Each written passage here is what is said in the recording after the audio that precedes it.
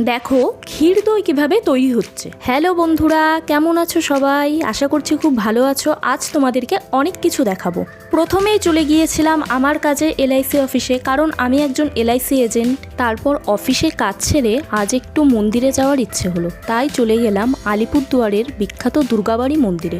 আর যাওয়ার সময় তোমাদের আমাদের আলিপুরদুয়ার শহরের চৌপতিটা একটু ঘুরিয়ে দেখালাম। দেখো কি সুন্দর ক্লক টাওয়ারটা দেখা যাচ্ছে। এটা আমাদের আলিপুরদুয়ার শহরের মেন চৌপতি। এই দেখো পৌঁছে গেলাম আলিপুরদুয়ারের দুর্গাবাড়ি মন্দিরে। মন্দিরটি দেখতেই পারছো তোমরা কত সুন্দর। আর এখানে কিন্তু বিভিন্ন ঠাকুর রয়েছে। আমরা সব ঠাকুরের দর্শন করে প্রণাম করে নিলাম। তারপর চলে গেলাম আলিপুরদুয়ারের বিখ্যাত দই, হাটখোলার দই, ওখানে দই কিনতে।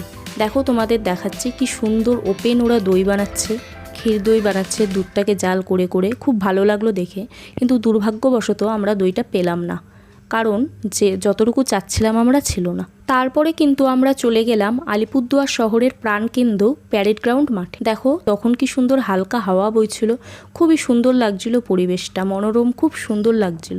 আর দেখো বিভিন্ন বাচ্চারা কিন্তু এখানে খেলা করছে, আর বিভিন্ন মানুষ কিন্তু এখানে টাইম কাটাতে আসে বিকেলবেলাটা। খুবই সুন্দর লাগছে। আর এটা হচ্ছে আমাদের আলিপুরদুয়ার শহরের ডুয়ার্স কর্নার।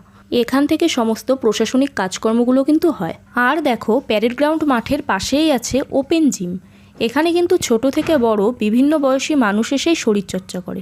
তো বন্ধুরা, কেমন লাগলো আমার আলিপুরদুয়ার শহরটি কমেন্টে কিন্তু অবশ্যই জানাও।